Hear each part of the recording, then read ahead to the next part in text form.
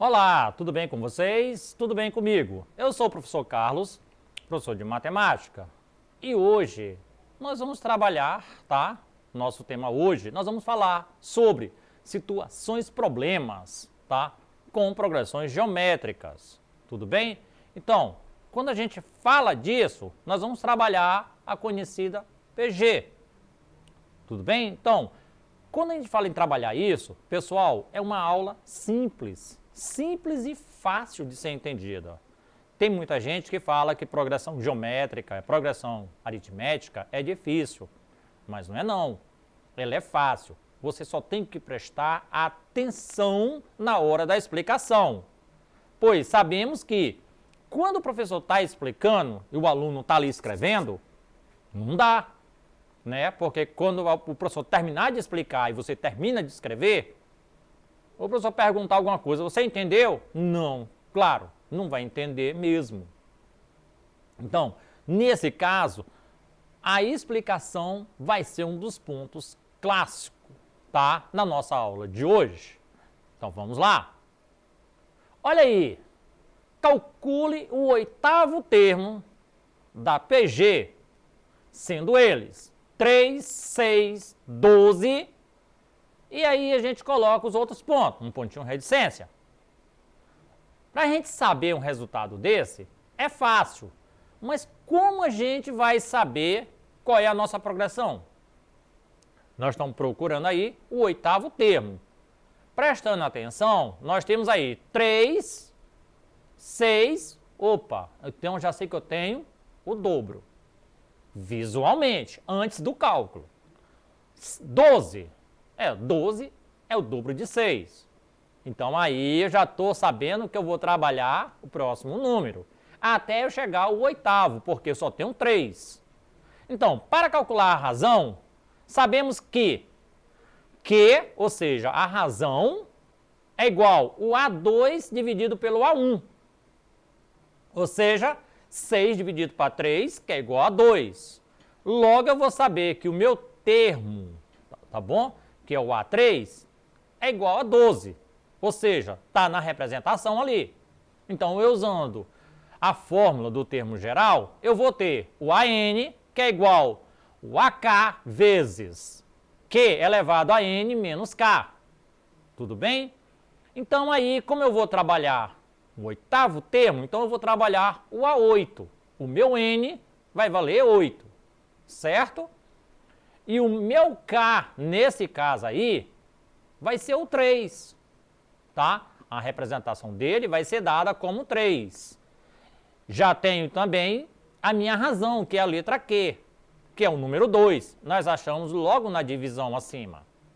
Então, meu A8 é igual o A3 vezes, tá? Q elevado a 8 menos 3. E quem é o Q nesse caso aí? É o 2, não devemos esquecer. Então, 8 menos 3 é igual a 5. Tudo bem? Então, vejamos. O A8 é igual a 12 vezes 2 elevado a 5. O A8 é igual a 384. Então, aí, nós temos aí o oitavo termo dessa PG. Vejamos aí um segundo exemplo. Determine o décimo termo de uma progressão geométrica, cujo primeiro termo é 2 e a razão é 3. Então, olha aí, nós temos aí 5 alternativas. 10, 29, 30, 39.366 e 130 mil. Bem, olhando bem assim, não dá para dizer qual é a resposta, mas a resposta ela é bem simples, tá? Primeira coisa que a gente vai fazer, a fórmula usada para determinar um termo qualquer de uma PG é a fórmula geral. A n é igual a 1 vezes q elevado a n menos 1. Então aí já matou a situação, tá? Porque nós só vamos trocar. Então, substituindo os valores nessa fórmula, nós teremos, tá? A n é igual a 1 vezes Q elevado a N menos 1, tá? Que o Q aí tem elevação. Então, aí vamos começar a fazer a substituição. Nós estamos querendo aí quem? Né, o A10. Então, estamos querendo saber o 10º termo. Então, A10 é igual a 2 vezes 3, que é a razão, elevado a 10 menos 1, ou seja, subtrai aí vai dar 9. Então, o A10 é igual a 2 vezes 3 elevado a 9. O A10 aí é igual a 3 elevado a 9, tá? Vai dar 19.683 vezes 2, 39.366. Portanto, aí o A10 é igual a 39.366. Com isso, nossa alternativa correta é a letra D. Vejamos aí um terceiro exemplo. Observe aí que nós também não temos uma fórmula direta. Ele está dizendo, o 8º termo de uma PG é 256. E o 4º termo dessa mesma PG é 16. Calcule o seu primeiro termo. Eita, aí a gente olhando assim uma questão dessa, agora pronto. Mas não devemos, pessoal, sempre de olhar e lembrar do termo geral, da fórmula da PG. Se nós fizermos isso, é só lembrar, na hora de uma prova, num concurso, é lembrar que trabalhar na PG é lembrar a fórmula geral, tá? Quando você fala assim, a questão é muito complexa, é muito difícil, é porque você às vezes não lembra. Mas se você lembrar, ela torna-se uma coisa simples e fácil. Tudo bem? Então vamos lá. Olha aí, mostrando como ela é fácil. Podemos considerar uma PG cujo primeiro termo é 16 e o 4º termo é 256. Isso porque do 4º até o 8º existe 4 termos, certo? Usando a fórmula do termo geral, fica fácil de encontrar.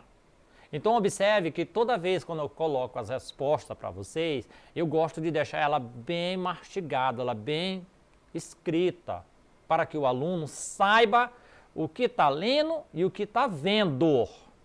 Então vamos lá, a razão dessa PG é assim, vamos ler a fórmula geral, a n é igual a 1 vezes Q elevado a n menos 1, ou seja, nós temos aí todos os termos. Então, vamos começar a trocar.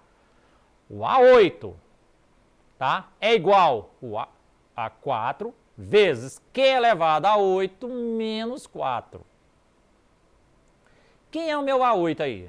256, que é igual a 16 vezes Q elevado a 4. Então, aí nesse caso, nessa questão, eu vou descobrir a minha razão. Porque é a única coisa que eu não tenho aí, nesse primeiro momento. Tudo bem? Então, vou passar as trocas, né? Ficando aí. Nós vamos colocar 256 dividido para 16, que é igual a Q elevado a 4. Tudo bem? Então, 256 dividido para 16 vai dar 16, que é igual à minha razão, Q elevado a 4. Mas aí o 16, o que é que eu vou fazer? Eu vou simplificar. 16 dá para mim fazer 2 elevado a 4. Ou seja, a minha razão aí vai ficar bem batendo, tá? 2 elevado a 4, que é igual a Q elevado a 4. Logo, tá? A minha razão aí é 2. Tudo bem?